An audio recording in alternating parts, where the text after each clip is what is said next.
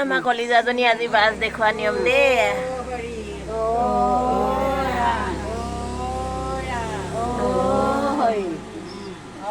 বোলে নমো নমো নাৰায়ণ প্ৰসন্ন হৰিক গৈক মাইক নিজান আপোনাৰ গুণনাম আপুনি বেকন কৰি দিয়ক প্ৰায় পৰিত্ৰাণ দিয়ক।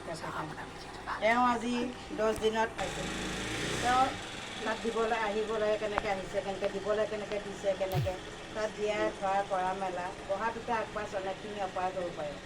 আৰু তেওঁ গৰ্ভত থাকোঁতে তেওঁ কেঁকুৰা আছিল নে কুচিয়াই আছিল নে, আজি মনীষৰ গৰ্ভত জাতি আজি মনীষৰ লগত আমাৰ আৰু সংগত তেওঁ দেখা দি উদ্ধাৰ কৰা হৈছে। কাৰণ সেইমত প্ৰকাৰে দিব লাগে সেইমত প্ৰকাৰে দিব পৰা নাই। আৰু তেওঁ এগচি বন্তি এখন ধূপ কাঠি অকণমান জলপাত্ৰ এগচি কটা গুড়া অকণমান প্ৰসাদ তেওঁ আগবঢ়াই দিছে। তাত দিবলৈ কেনেকৈ দিলে কেনেকৈ কৰিবলৈ কৰিছে নে দিয়া খোৱা কৰা মেলা বৰপূজাত আগবাছ অনেকখিনি অপাৰ হৈ পায়। সৰ্বৰ পৰা মৰ্পণ কৰি এইদৰে আগলৈকে দিব থ'বলৈকে তেওঁ মাক বাপেক ককায়েক এটাইকাৰ লগত গুৰুৱাই থাকিবলৈ শক্তি ভক্তি পাঠ কৰিব লাগে। এয়া আমি গীতাঞ্জলিকৈ শৰণে বুলি জনোৱা হৈছে।